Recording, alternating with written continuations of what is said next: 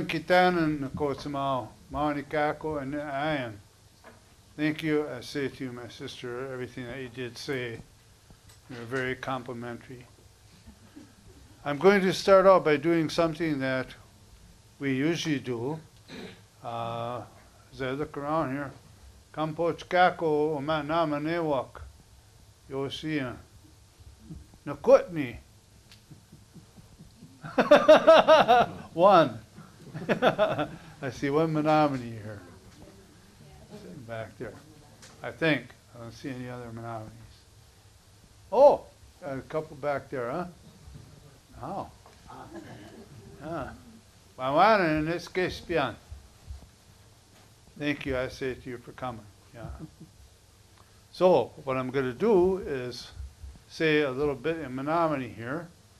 And I have here my Pechet Namawan, my tobacco bag. And this isn't Plowboy out of a can or nothing here.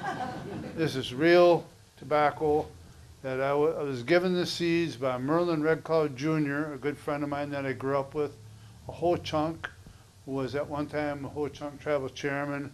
He belonged to the Medicine Lodge, and we would go back and forth attending lodges.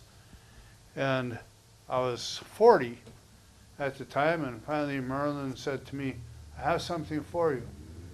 And he had this little tore off corner of a sandwich baggie, and there was like black sand in there.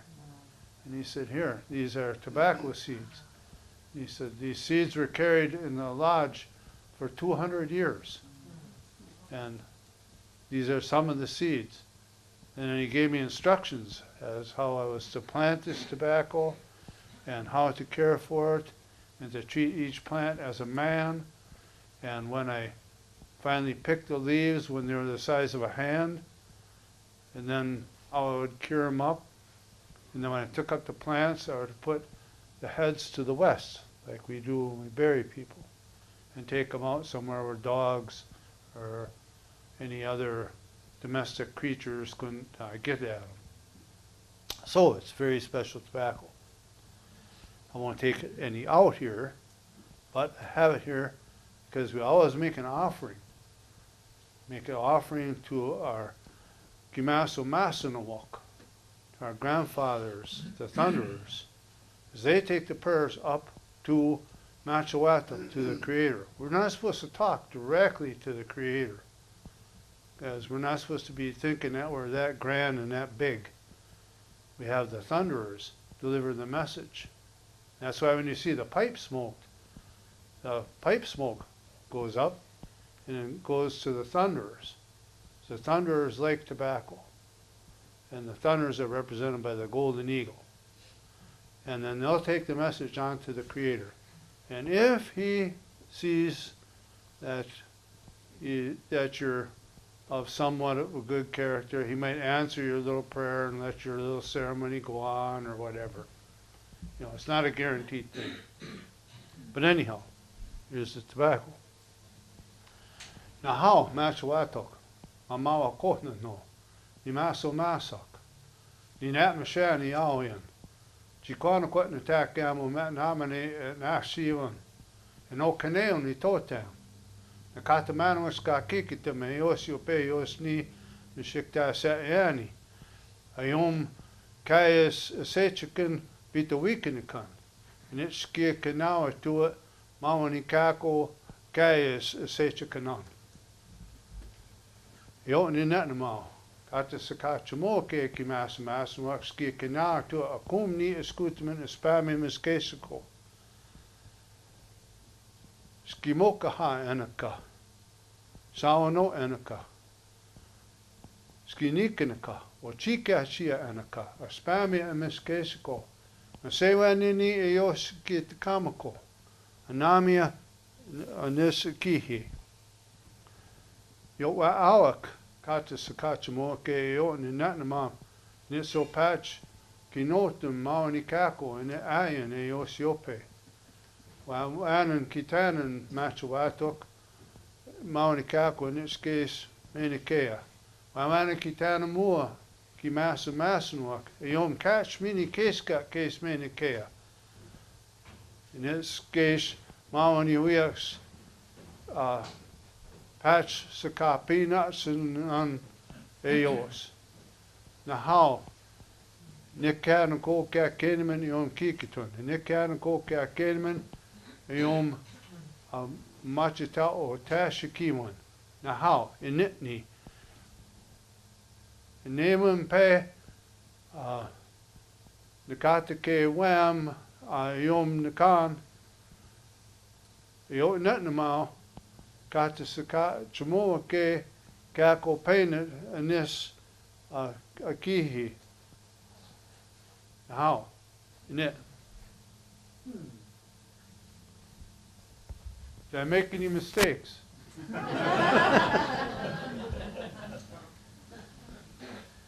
I will start out by saying my expertise isn't in being a historian. What I really pride myself in is I'm a Menominee language instructor. And that's my strong point. But I was taught by a couple of the elders, when you know the language, you'll know these other things. Because the language is very inclusive and things will come to you. Let's take, for instance, the word kakena wapatum. He learns by observation. So that's why when you look at pictures, you'll learn by observation. Just like the old elders did, the Ketchkiwak, when they looked at the Manatoak, the animals, the Weshkanosak, the birds, the Namatsak, the fishes. When they watched them, they saw certain traits they had. And they said, this is something that could be useful with our lives. And that's how the clan system came about and was formed. People were smart. They weren't just a bunch of ignorant savages running around waiting to attack a wagon train like they'll put on TV and want you to believe. You know, we had a sophisticated form of government, religion, but that pretty much was snuffed out due to disease and forced removal and all that. First, we want to know, who are we? The Menominee. We never called ourselves a Menominee. We said Kayas Mamachitawak. Kayas, meaning ancient, old. Mamachitaw is a mover with the seasons, an Indian. Mamachitawak are plural. So Kayas Mamachitawak, movers with the season, ancient movers with the seasons. Because we didn't just stay at one place. If the berries were ripe somewhere, we went there. If the deer were yarded up in the swamp, we went there. The sturgeon were running, we went there. Whatever was going on. Each month had a name. And we lived according to that. Well, the reason that this area here was chosen by the Menominee here is this word right here. The original name, Weshkosik. Weshkosik. And let no one steer you any other way. Merslin Sanapaw, an elder and a speaker of the language, and a very knowledgeable woman, was interviewed in 1974, and when she was asked, so, well, what did you call this place? She said, Weshkosik. It is a good place to live. Everything necessary for life is here. And the French, when they came along, they really didn't like Weshkosik. They didn't like the sound of it, so they said, Wisconsin. And then the English came along and said, well, it's frogs. You know, talking that gobbledygook. Should be Wisconsin, you know. So here we are, you know. Yeah, but it's actually Weshkosik, good place to live. everything necessary for life, the animals, the fishes, the birds, the building materials, the foods. The ancient people, guys from Waupaca, the old Menominees, they didn't go around planting huge, gigantic fields of agricultural things. They planted some gardens, pretty extensive, but some gardens, many squash and Indian corn, the kind you see for decoration, the different colored. There, and we had different kinds of squashes and beans, but it wasn't a big agricultural thing like you see today, or some of the other people had. Whole chunks, they had big agricultural gardens. Oneidas, they did, but they weren't actually in our area right here so much. They weren't in here so much. They were mainly down here. That was their area that they occupied. Now I hate this when people say, oh, you owned this. No, we didn't own anything. Just like Dog's Head, the famous Menominee, Ho-Chunk chief, when he was being interviewed by the government for land secession, they call that ceding the land over to the government. They said to Dog said, how much land do you Ho-Chunks own? He said, we don't own any land. They said, perfect. So we didn't believe in, how can you own the land? You're here for a very short time. You're born, you live, you die, and you go back to dirt. How can you own something when you're only here for 90, 100 years at the most? And a Menominee elder was asked, standing in front of the river. They said to him, well, is this your river? And he looked at it going by and he said, I don't think so. So it's a real contentious thing. Nowadays, everybody wants to claim the land so they can have material wealth through enterprise. I won't say a casino, but that's about what it amounts to. Never had all this bickering and all this fighting before. Ho-Chunks, Menominee were good friends, lived amongst each other, ceremonied together. The Ho-Chunks at some of their lodges have songs that they said, they heard they were Menominee, and they asked me, they said, they had these songs, they said they're Menominee, and St. Elizabeth, I said, oh yeah. Excuse me. A little bit of a frog in my throat.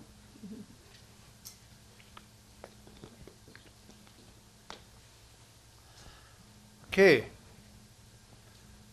I know you came here wanting to know about this area. Camera person? Okay. Right here. Now the reason this is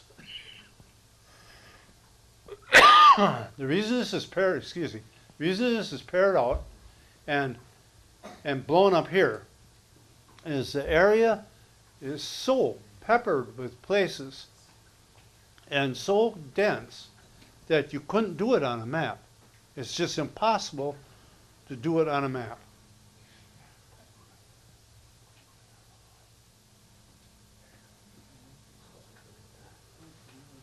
Okay, here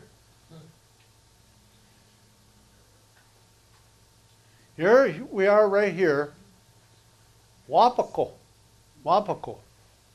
not Waupaca, Waupaca, not Waupaca. I said the name to several of the elders, speakers of the language, and they said, Waupaca, place of tomorrow, where it is seen clearly. Why do you think they named those rivers Tomorrow River? Now you can believe Wikipedia, or you can believe Menominee. Now when I ask these people, you know, that say, oh, it means this, Catanat, or Menominee, and Nas and the Nun. Oh, really? Say it to me in Menominee. And they just stand there. Say, well, how do you know I'm wrong and you're right when you can't speak the language? That doesn't make any sense. No. So we know what we're talking about when we say about the name. Wapa means to see, to view. We call this thing up here, Waupaca macaco. Waupaca macaco. The box that you habitually look into, or television. Wapa, to view. Wapa, tomorrow. And you say, well, how can it mean two things? Well, what is this? See. Am I talking about this one, or the one with the water in it? And all of it, you got to use it in context. It has to be in the right form. You can't have a different word for everything. It just isn't going to work that way. Sometimes words overlap. You have to use it in the right context. So, where was I? Yes. Oh, I forgot my point I was going to make. But there's many things to talk about. Oh, yes. Yes, Wapa. There's a book written back by Charlie Brown, back a famous archaeologist, famous archaeologist. Now, Ray Reeser here, my good friend, who is a first-rate archaeologist, gave a talk here a couple weeks ago. He knows his stuff. He knows of Charles Brown and his extensive work in this area. Can you go down to, go on number 2, Sisapikami. Now this is the chain of lakes right here. That's Waupaca. Go to number 2. I'm trying. I swear. Maybe that trade. Oh, there we go. Move it over. We're working on Yep. I know you are. it. Move it over a little more. It's my co-pilot here. Yeah. Move it over a little more and then blow it up. Without your cutting the edge off. Move it over in the center. I know it's not easy to do. I mean.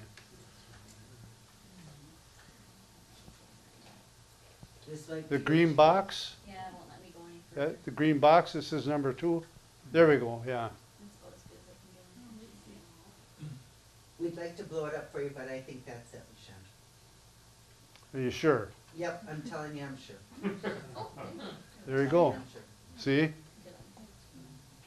Now, I'm sure you're not sure because, there you go. I invented this map, remember? Okay, now you just, down. Okay. Yes, I worked for over 30 years with elders who had some knowledge, and I did tons and tons of research through old documents, everything on the Wisconsin place names. This map up here, it says Kais Mamachitawak Kakewachikan, the ancient movers map.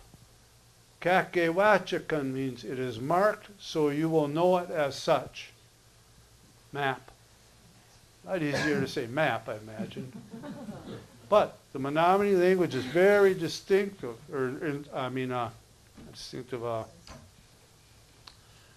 very descriptive.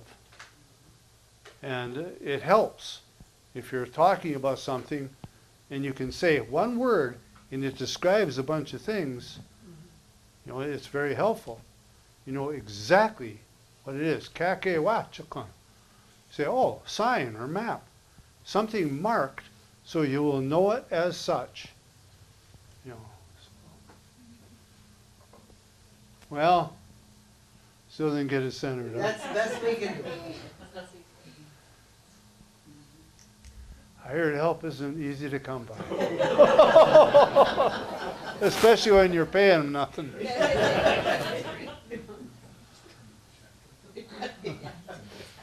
Okay, well this right here, Sisapikami.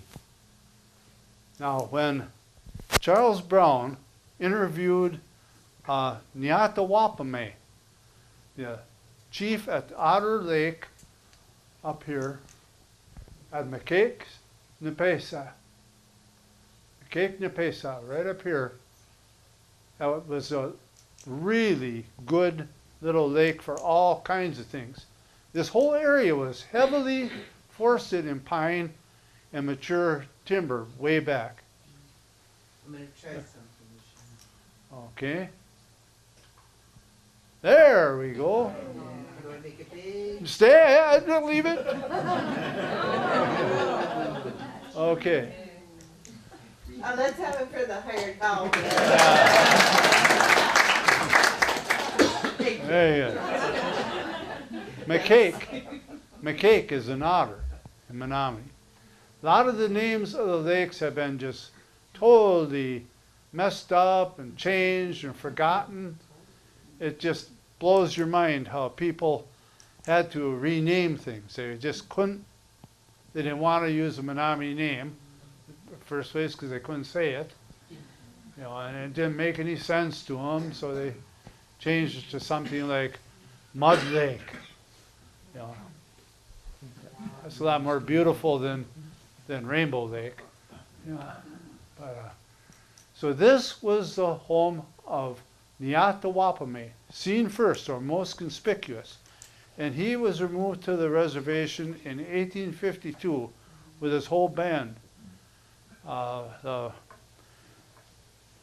powers that be, the settlers, got the army to come, and at the point of a bayonet, and backed up by some cannon pointed at them, said, "Time to go. You're going to the reservation. You're going to have a good life there." And they said, "Yes, boss. We're gone, you know. I mean, what are you going to do?" So when do you think they moved them? May? I said, November. They came there and said, "Pack up. You're leaving. Don't take too much now, because the Great White Father is going to provide everything you need when you get there." So they had some traders, some non-native traders that they moved along with them. They weren't giving them half the stuff. And if it wasn't for the Christian Indians, already Christian Menominee on the reservation, that helped the poor pagans, it'd have been it for them. They'd have been toast. It was very rough. A lot of people died. You hear about the Cherokee Trail of Tears? We had our own, a couple of them. There was a forced removal from Lake Poygan, and lots of people died. One of my relatives was assassinated. Chief Wakashanapau, Chief Wakashanapau, crooked beak man, like an eagle. He is one of the thunderers. Well, he was going along in his canoe, and this Chippewa guy was hired, and this is from the family. There were interviews from my old relative Marie Waukesha when she was like 90 something. That when Waukesha was paddling his canoe from the shore, this Chippewa guy hired shot him, and Waukesha died. And two of my relatives, Sakatok, he who frightens him, and Anamita, they jumped out and they chased the guy down and they hacked him to pieces. Just hacked him into little pieces. They were so mad. Unfortunately, they didn't get the name of who hired them before they hacked him to pieces. But it was a really wicked time. And why do you think that Waukesha was shot and assassinated? Because he refused to sign over the land. He was one of the only chiefs who said, "No, not signing it over." Well, get rid of him then. It was terrible. So the survivors, they made it up to the reservation, and the bands were put in certain places along there. And this went on at the same time as the removal here in 1852 of the Otter Lake Band, Niatawapame's band.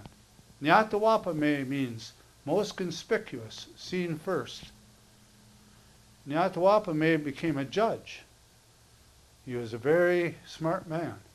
And he was interviewed by Charlie Brown, and a lot of this information came from Niatawapame. And just a couple of years ago, one of my friends, this old woman, I don't know if I should say her name, but she grew up like a half a mile from me in Nakusa. She's a Ho-Chunk, but she lives on the Menominee Reservation. She married a Menominee. Well, her granddaughter and I are friends, and I was talking with her on the telephone. Granddaughter said, well, call Grandma, so I did. And she was telling me about some things, and then a little bit later, the granddaughter calls us, you won't believe what happened. We're laying out a plot for my uncle's new house right behind Grandma's, and there was this stone, all covered up and grown up with brambles and everything. And we were clearing it out, and she said, looked on it, and it said, Niatawapame. And she said, Grandmother, I know this. That Chiquanoquat, he said about it. He was saying to me about it in a class. I said, yes, I was. So she called me, the grandmother did, and talked about it a little bit. But it was where Niatawapame was eventually buried there. He died right there. He was one of the first judges on the Menominee Res. Okay, I haven't even looked at my paper. Okay, before the coming of the white man, like I said, we were known as Kais Mamachitawak. And the Menominee people prefer that rather than Menominee. People called us Menominees because everywhere we went, they said wild rice was there. It was our staple, like the Irish have potatoes. We have wild rice. It's a real staple. And the French said about us, faux vivants, people of the wild oats people. Well, it just got so common that it stuck with it. And then finally, Menominee people said, well, okay, we're Menominees, I guess. This is common. Mm-hmm. Just like this thing you hear, Poso, Poso. Well, that's not Menominee. Everybody says it, Poso, hello, goodbye. Not the speakers, not the elders. My old relative, David Machapetau. Dave Big Flyer. Dave flies up big, he was a code talker in World War II. One of a couple code talkers. One time, my Karen said to him, Poso, and he said, Posthole. Because he didn't like it neither. We said, Ani, how's it? Or Atanap, to an elder, how are you? Atnap, to like casual acquaintance, like I see right on it. How is it? But you're not supposed to do that to an elder. You say Atanap, respectful. So anyhow, things have really changed. It's just not the same. If you're ever thinking you'll go over to the Menominee Reservation and there will be people wearing war bonnets outside of wigwams, fleshing buffalo hides and all this, better wake up because you're having a dream. It's not like that. More likely to go over and see somebody sitting on a porch smoking a cigarette, because that whole life is gone. They've ruined it. They just annihilated the old culture. People don't know hardly anything anymore about clans, anything. They don't know the language. I'm one of a few speakers. People just want to go modern. I remember teaching a class of 5th and 6th grade children up in Waupaca at the language building, and one of the little wise guy there, he says, "Yeah," he says, "what do those old people know? They ain't got nothing." And I said, "Well, they have a little more than you realize. They have some things that, he says, "Well, they ain't got no computers. I don't see no Game Boy or nothing." And I said, "Well, they have something called knowledge." Yeah, right. I mean, they just, you could tell, they just wanted to move on. They didn't want, and I've heard that from other people. Well, we're not ancient anymore. We want to move on. I was laughing to say when somebody says, "Oh, you're in Menominee?" Tell them, "Yeah, my buckskins are at the dry cleaners." Yeah, we don't dress like that anymore, except for ceremonial things. We drive cars, live in modern homes, have televisions, all that good stuff. It's really changed. But I'm going to show you a glimpse of what used to be. Okay, techno woman? Ready? The Genesis figures. Okay, this here is the great light-colored bear, Sakachokemau, the reluctant chief. Now you see that he's got a pipe in his left arm, the crook of his left arm, and that is, he's a speaker, he's a bear. A speaker. That's actual, like a peace pipe. It's not a war pipe, it's nothing else, it's a peace pipe. He'll speak, and then he wants the prayers to be heard by Machawatok, the Great Spirit, and he'll do the same as I did there, talk to the thunderers, the grandfathers, to take the prayers up, and the smoke goes up, up, up to the thunderers, and then in the smoke is the prayers. Skachukemo here, I'll tell you something about him in a minute. Okay, next picture. Now here's the golden eagle. He's one of two main in the Genesis story. The golden eagle is our eagle, not the bald eagle, not the carrion eater, but the golden eagle, the one who swoops down and can take things like a fawn, other hefty little creatures. A bald eagle doesn't do that. They eat a lot of carrion, fish. Not that they're not a cool animal, but they're the white man's eagle. They're like old Abe, down in Madison. I mean, still, we respect that, but it's not our eagle. Okay. Now I'm going to read to you the origin story, because everybody has a beginning. My cousin Jim used to say to people, "I know who I am." Every morning when I get up, I ask myself, "Who are you?" He said, "I know who I am." So he knew he was a Menominee. Okay, now this is the origin story. We can't change this. Not supposed to. It's like Adam and Eve. You don't say Bob and Sue. You don't change the snake into a lizard or whatever. It has to be right in a row. Okay. I do this in Menominee on a website, but if I did it in Menominee here, only one person would understand. Maybe four. Okay. When Grandfather made the earth, he also made the sun and the stars. He then created the many spirit beings and gave them the forms of animals and birds. The animals were the underground beings. The principal underground being is the great silvery white bear.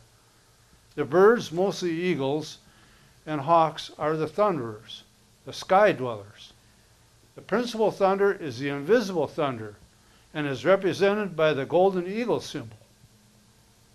Grandmother of the earth gave birth to a daughter, the moon. The daughter gave birth to twins. One of the twins grew to become a man. Grandfather gave him many powers so that he could complete the building of the world. He built the hills and the mountains and made the forests, lakes, and rivers. When the building was completed and before there were people on the earth, at the place where the village river meets the bay in spite of itself, a great light-colored bear emerged from underground and started traveling up the river. As he traveled, he spoke to Grandfather. When Grandfather saw that the bear was still an animal, he determined to allow the bear to change his form. The bear was pleased at what Grandfather was going to grant him, so Grandfather changed him into a man, and he became the first Menominee, though he still kept his light skin. The great ancestral bear traveled along the river and after a while found that he was alone. Looking up into the sky, he saw a great golden eagle circling overhead. He decided to call to himself the golden eagle and said, "Golden eagle, come down and be my brother."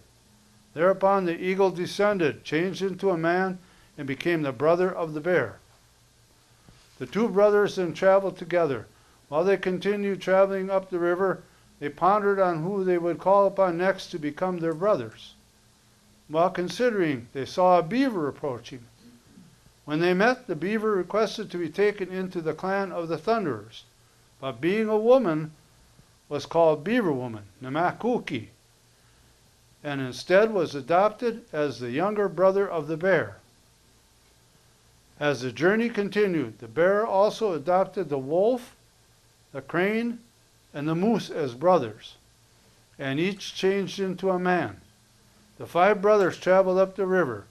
One day the bear told the wolf, crane, moose, and golden eagle to go on separate journeys. Through their travels, each brother met other animals and birds, and each brother adopted some of them as younger brothers. The younger brothers changed into men, and all together became the first Menominee people. That's the origin story. A paltry little bit of it. Now, you heard me make reference to excellent. You must have remembered. Now, this is known as the gathering of the clans. Gathering of the clans. You see this fire in the middle? Now, you always hear this, 4 directions, 4 directions.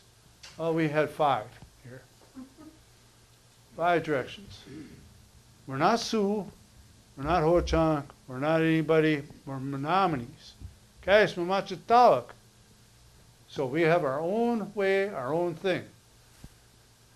Now here, in the east, on the east side of the fire, is a Payson Owassa, the black bear. Not to be confused with that great white bear. And then we have Otachia, the crane. Whoops, I'll go back up. The bear, his duties are a speaker and narrator to the people. When there's a clan gathering, and each individual clan representative hears from the people, they go to the meeting of the 5 clans, and the bear clan leader takes all the information in, and then he speaks to everyone. How's everyone? And that's how the information goes. Kind of like Congress, Senate, President, all that. We won't get into that. Do you want me to show each of the individual figures and shit? Not yet. Okay. Not yet. Now here we have the moose. Well, wait, the crane, his thing is architecture and building. He has the knowledge. Now he doesn't do all the building and all the architecture or whatever himself. Just doesn't happen that way. He has the knowledge. So let's say you want to know how to build that dugout over there, a metakos. You go to the crane, attach you, say, well, I'd like to take him a gift. You just don't go there and start talking heady. Hey, Masehata now, like a rooster, all strutting over there. No, that's wrong. You go there and you're humble. You bring him a gift. You say, I'd like to get some information on how to build a dugout. Could you steer me in the right direction? And he said, well, you have to go talk to Muok, the loon. So that's how that information would go, and then you go talk to him, and we'll get into that in a bit. Then we have the moose, or moose. It's real close, but mouse, we said. And he is security over the rice, and he watches the beds and makes sure that people don't go in early to harvest before it's ready, that people stay in their own section, your allotted sections. Now, do you know of Mo Lake, Post Lake? Post there. We say Kaskakochikanatik, a post. And they have something like that. God, how do you say something? Sokakan. Yeah. Kaskakochikanatik is what we say, the post. And that was put in the water, and it was marked so that the family would go out there and say, this is our area right here. This is where we can rice. And if it didn't, you were in hot water. And it was not a parking ticket, because it was life and death. If you took someone else's staple for the entire year, you were in real trouble. So then, go on, here's 1, 2, 3, 4. Wait a second, how come I'm out of whack here? Yeah. 1, 2, 3, There. 4. Oh, right here, yeah, Yeah. right there. Yeah, my eyes are going goofy. Here we come to my clan, the Golden Eagle, Kaneo. Kaneo, my old Aunt Betty Kaneo, she just died here a while ago, one of the last full-blooded Menominees on the face of the earth. Betty Kaneo. And they, the Golden Eagle clan, were in charge of fire and in charge of war and camp security. Now, when I say war, they were in charge of war. What do you think their greatest duty was? See how many scalps you could bring back? No. How many warriors you could kill? No. Their greatest obligation was to find a peaceful solution how to not go to war. Because the Menominee knew war was destructive. If we needed to go, we did, and everybody feared us and said, don't mess with them, they're very good warriors, they're peaceful people, but don't mess with them. So that was their duty. Okay, then we go down to Mahwao, right here, the wolf. And that completes the 5 clans. The 5 clans around the fire here. There are 6 directions here. You know, red for the east, orange for the southeast, yellow for the west, blue for the south, blue for the west, and black for the north. And that's, you knew when you came to a council way back in the old days, my relative Dave Machpedo said, when you walked in, they knew who you were, and you knew where to sit by your colors. You just didn't grab color and put it on your outfit. You had to wear what was appropriate to your clan. It was very structured, kind of like the army. You didn't just go around wearing sergeant's bars and stripes. I mean, they throw you in a brig, crucify you, unless you were a sergeant. You couldn't put on a captain's uniform, and if you're a buck private, just didn't happen. So that's how these colors were very important, very important. Okay, now, Karen, go to, a Payson Oasa, the black bear. Now you can see he has the pipe here, and he is the one who will do the talking.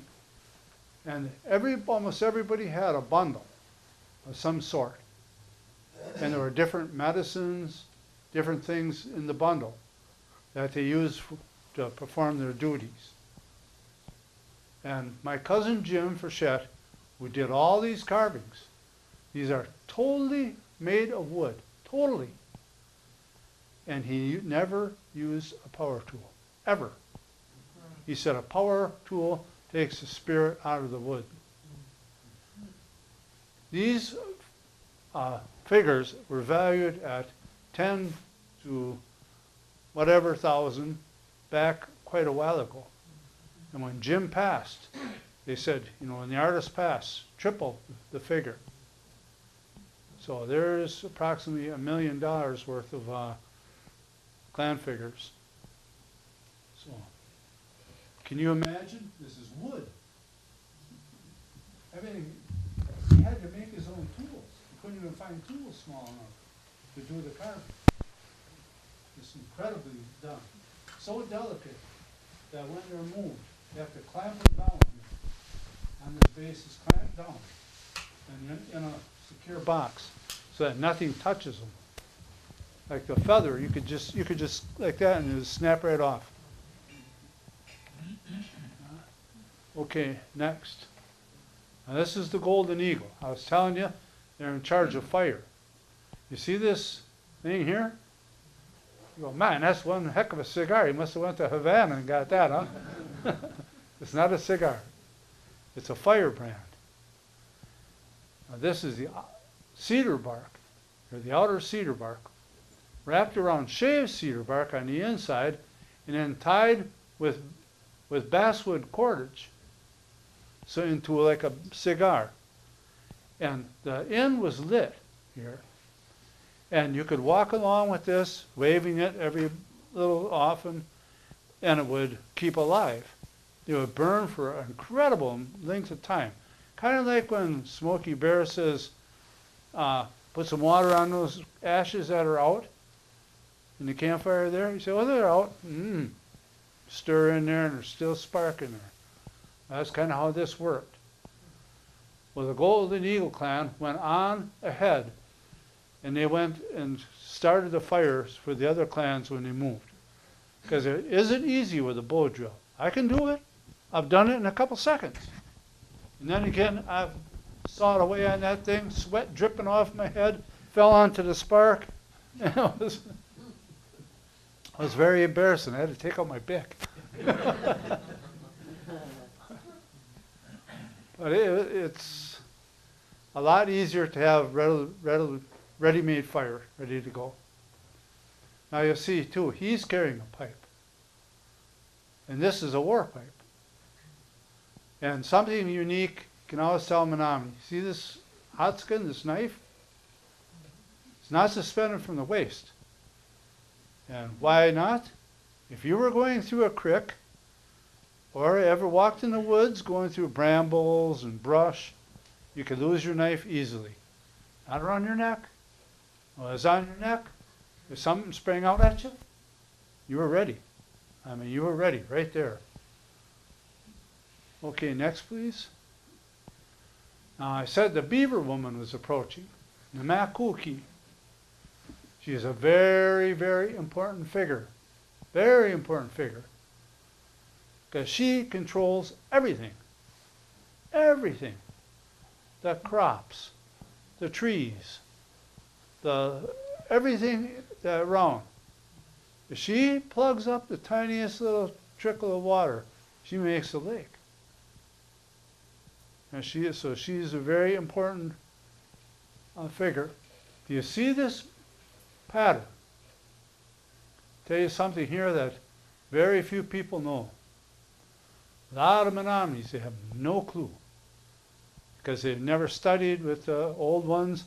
They're too busy doing whatever. But do you ever look at a lake, a calm lake, and you look and you see the shore over there? You see the trees sticking up. And you look in the water and you say, hey, looks just like a mirror. I could see the trees and the water. You look at this pattern. That's what it is. Representing the sky domain and the earthly domain. We believe there were two separations, sky and earth. Next, please.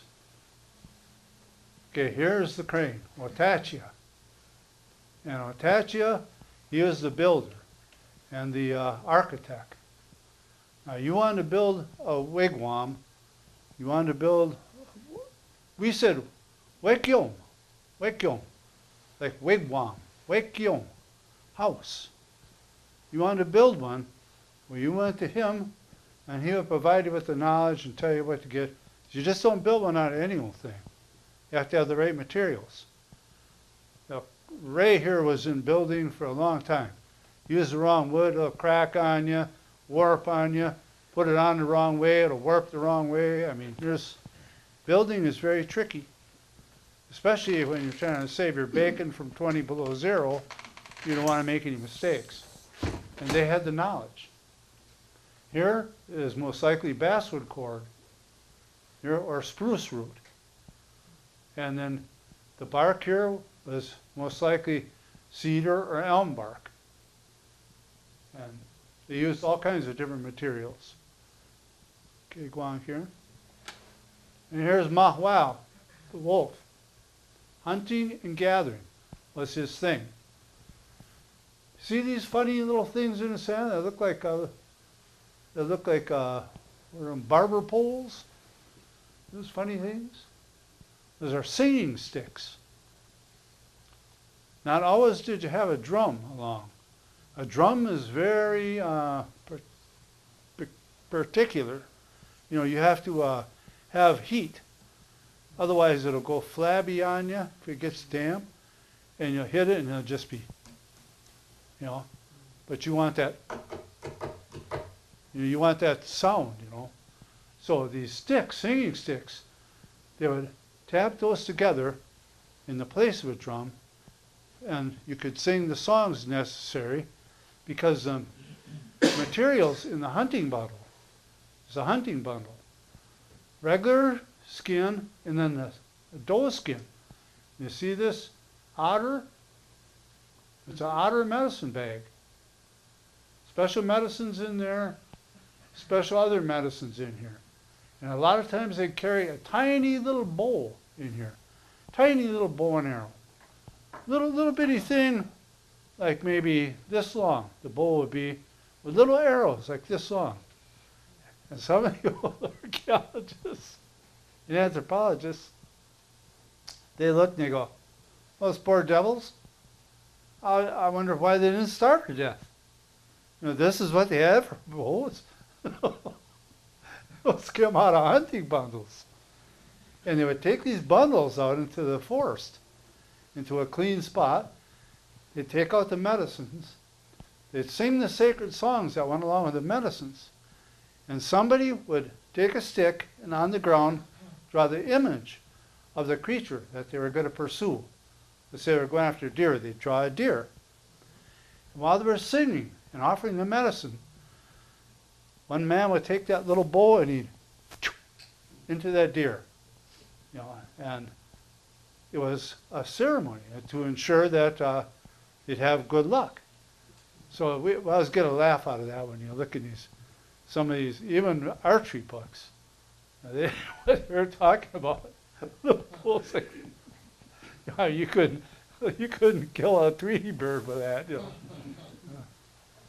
So, but people just didn't understand our culture. Now you look at the arrows, and you go, wow, that Jim Frechette, he didn't know nothing. I mean, my God, man, he doesn't even have any feathers on those arrows. What kind of a Indian is that? Archer. Well, you know why there are no feathers on those arrows? Because they're for small game. Now, would you take and chip a fine flint arrowhead, real nice one, mount it to a shaft, fletch the shaft with feathers, and then crest it and everything, and now take on, you see a squirrel that 10 yards away and you shoot at it on a branch and you miss, it goes off into the swamp. Or sticks in the tree. You know, there goes your arrow. So they carried a bunch of small game arrows, like blunts. You know, and then that's how they would hunt. And some of the arrows that were used, I have one at home from a whole chunk bundle that I was given by Merlin Red Cloud Jr. It's just a straight shafted thing about this long, and it's got a knock for fitting on the string, and it's just a sharp point on the other end. And he said, this is a war arrow, a whole chunk war arrow. They carried like 60 of them in their quiver. They get up from me to you and shoot the guy, and they go in and finish him off. You look at that thing and you go, wow, don't stick me with that. I mean, it doesn't have to have a big flint head on it or anything. Humans are pretty weak. You know, if you got stuck with that, it would disable you. And they had war clubs and knives, and that's all it was. Next. Okay, here's the moose. Moose. One of the only words white people can say, moose. Excuse me. And they watched over the Menominee, the wild rice. They say why do you think they chose the moose? Why do you think he was chosen? Why do you think they didn't choose an eagle or a bat or a squirrel or whatever? Where do you find a moose? Where do you find them? Wandering in the edge in the water. And if you get too close to them, tick them off, you're in trouble. I mean, they'll stomp you to death. They're not a cow. You don't go up and pet them. They're pretty wicked animals. I know guys that hunted them that said they're glad you brought extra underwear along. Hunted them with a bow. Had them come up like 8 yards from them. You know.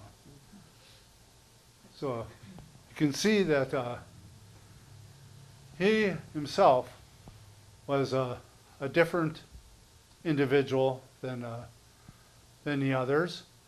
Here he's wearing an otter turban and an eagle feather up in the back. Now, back up on a couple of the other figures. I didn't talk about the headgear so much. Turbans were a big deal with us, and then the roaches were a big deal. Kind of roach was kind of that's porcupine and deer hair, and then there's a spreader in there, and then an eagle feather would twist in the wind up, back up.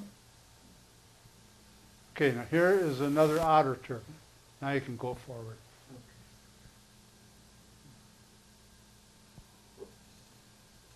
Okay, yeah, Menominee. This is the red-tailed hawk. He was the bow maker. Each clan had a specific knowledge. I mentioned that before. If you wanted to know how to make a bow, this is the guy you would go talk to. You just didn't take a stick and start whittling on it. You have to follow the grain, make sure you don't go through a layer. It has to be just perfect. Because when it bends, call this the back of the bow out here. This is the belly here. The back has very lot of strain, and the belly has compression. And if it's not done right, it'll snap every time, or it'll lift. You'll have the grain lift on you. It has to be seasoned right, everything. Very complicated process. I've made several bows. My first couple graced the firebox. They didn't work. So anyhow, next. Okay, now here, McCake. He was the storyteller.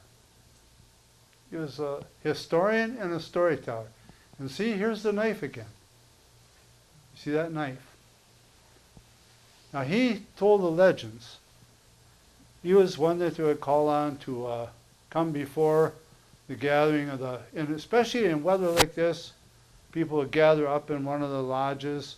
They bring in the young people, And some of the young people who were getting trained, and they thought there was something to them, that they might make a decent person as a spokesman, or perhaps become I hate that medicine man. I like to say, it might become a person that could be a helper. We call them helpers. Like my cousin Jim, his name was Natamolako.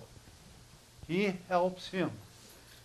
He helps him, Natamolako.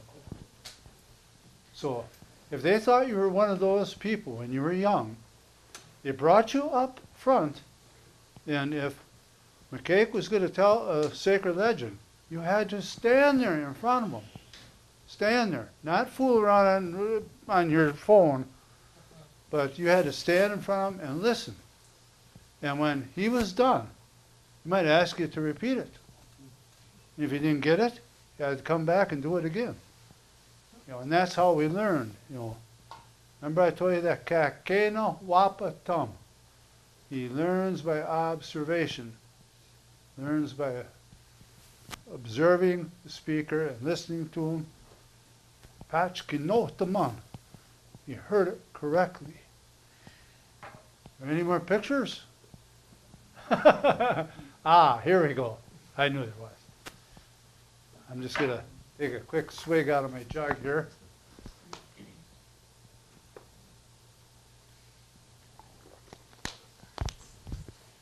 I thank Tracy for this napeo here, this water. Now this is a metakos, a dugout canoe. Not a wikios, a birch bark canoe.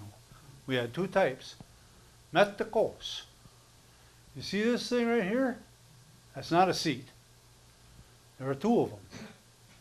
There are spreaders. And they keep it from cracking and warping and coming apart on a guy. And they hollowed them out like this and did some burning and hollowing and burning and hollowing until they got the desired shape. Now, have you ever observed a loon, muak?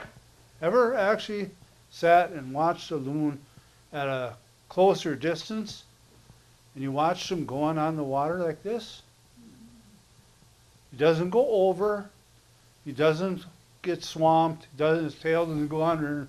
I mean, he just goes along so cool. So cool.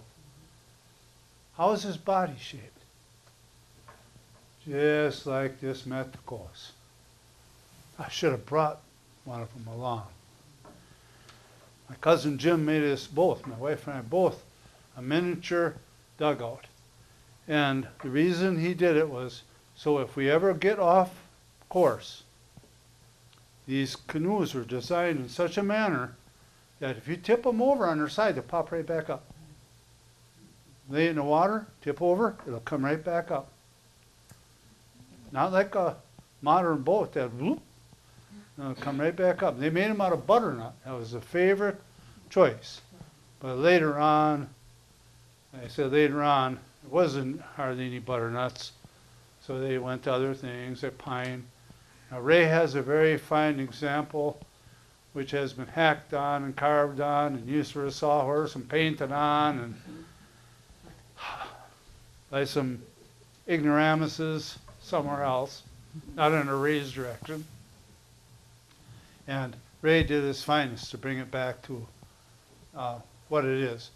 But it's a fine example of a dugout. It was made by Mitchell Shan. Nikes Wananta and Wishwan. I got his name. Got his name. Yeah. Solman.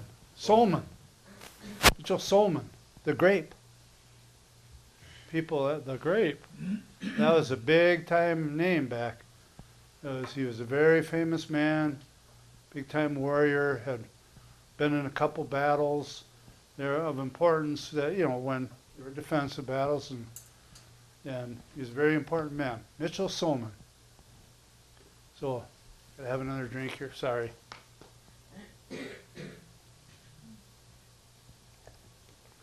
Got a little bit of a cold thing going on.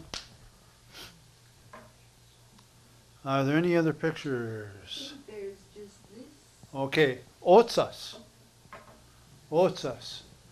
Remember the first time I said that to my grandma, Watsajiwan. Bright Stream was her name. Watsajiwan, Bright Stream. Bright flowing water is what it means. She got that name when she was born. She said her dad was standing next to the window enjoying his favorite activity.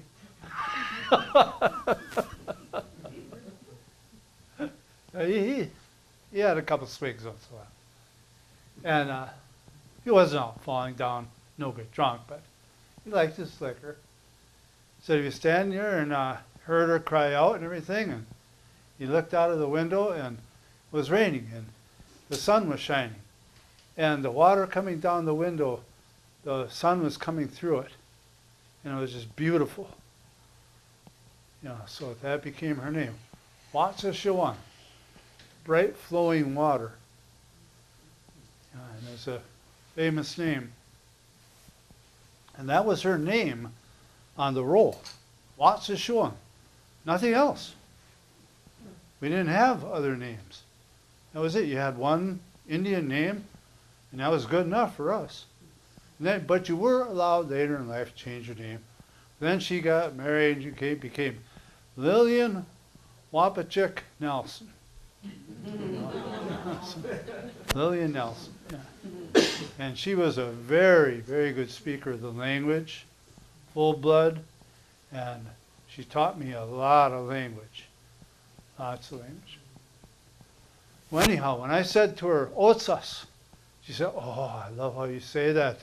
So you say that just perfect, because you hear when I say, Otsas, Otsas, not oat, Otsas. There's a glottal stop in there. Indian people picked it up instantly. My friend Barbara, that's how the language goes. It's not English. So anyhow, you can see here, he's tapping the trees. Now you can see why Beaver Woman was so important. The Makuki. She made the baskets. She controlled the water. She controlled the swamps. So again, you can see what's us with a knife. Now here, Waupaca. No, Wajik. Oh, so I'm in a Wajik, the fisher. Here, you see the yoke? I have one of those. I made it, and use it. It's a sap, yoke sap. Put it over your shoulders. Carry the buckets back to the trough for rendering down into syrup. But they never did a whole lot with syrup. They wanted to do sugar, mainly. Very intensive to get it down to sugar. You know, they used clay pots back. There was all this stuff about rock boiling, you know, heating stones and throwing in. Well, we have a friend. My wife met him and does some research with him and stuff. And he said, a bunch of hooey, because he researches things. He said he tried it, and he said, the syrup tastes like dung. He said it's just all like ashes, and it's just horrible. Well, you think about it. Taking hot rocks and dipping it down into the sap, you know, horrible. So it wasn't done.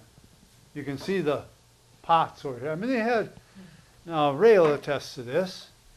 This area, Sisapikami, place where the water comes up and spreads out and basks in the sun.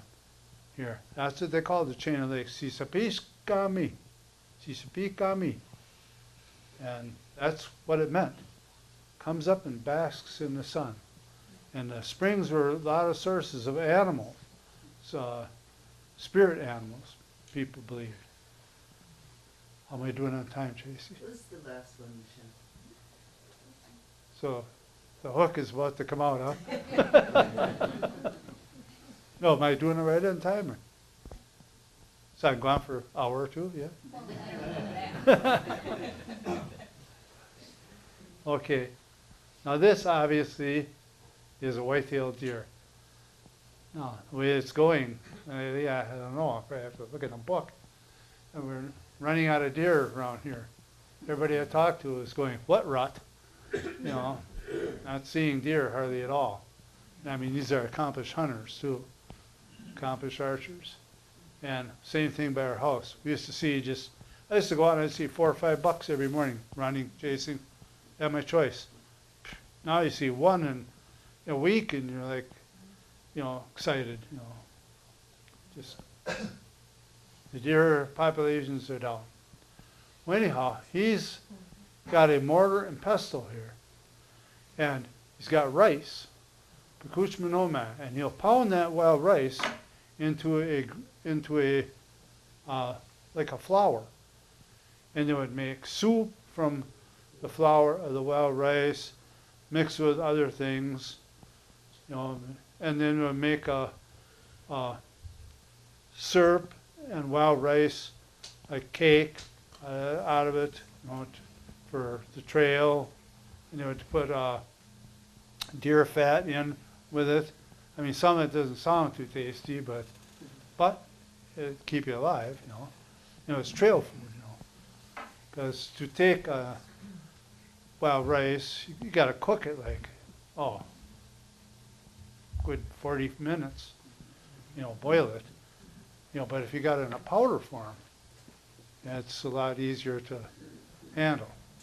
And if you're moving along, you know, hunting or something, you don't want to mess around a lot of time. So you can see what he's doing here. Mortar and pestle. In fact, we have one like this.